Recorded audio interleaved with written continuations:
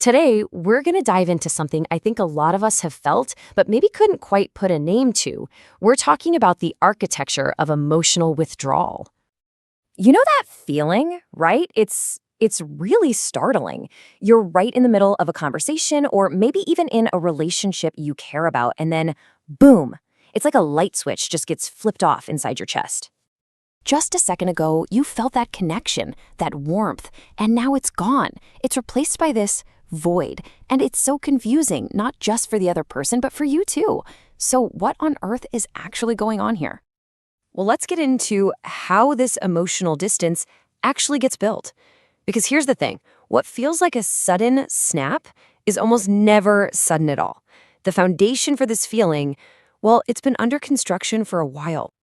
And this is where it gets really interesting, this difference between how it feels and what's really happening. It feels so abrupt, like a power outage in your heart.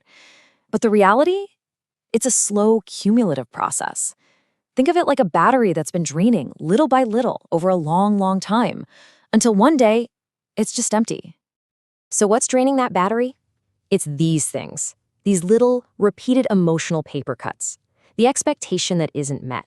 Again, the tiny crack in trust that gets another crack and another. All the effort you're putting in that just doesn't seem to be coming back to you. Each one on its own might seem small, but man, do they add up. And you see this play out everywhere, don't you?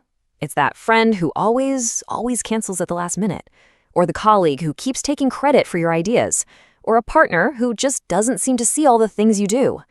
After enough of these letdowns, something inside you just starts to shift.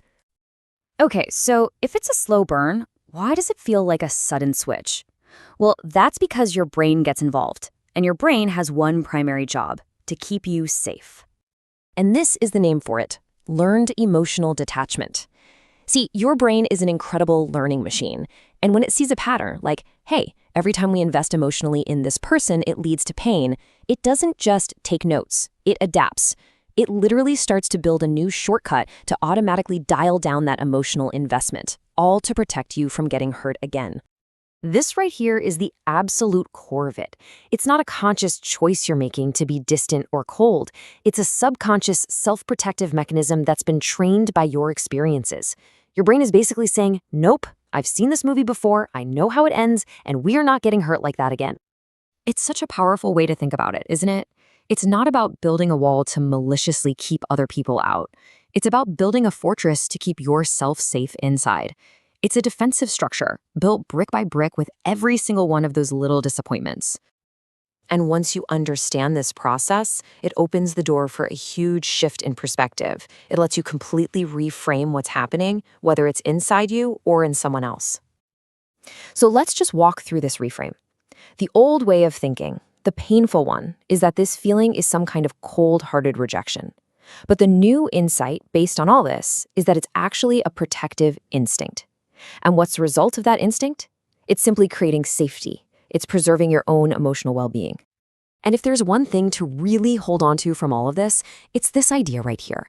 The focus isn't external. It's not an attack or an act of rejection aimed at someone else. The focus is completely internal.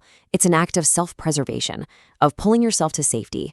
And when you realize that, you can stop judging yourself for feeling distant and start getting curious about what your brain is trying to protect you from. So I'll just leave you with this to think about. The next time you feel that switch flip inside you, can you maybe see it as protection instead of a personal failing? And what about when someone else pulls away from you? Could you wonder, just for a second, if maybe there's a deeper story of self-preservation going on? Thinking this way, it's a real tool for compassion, both for yourself and for everyone else.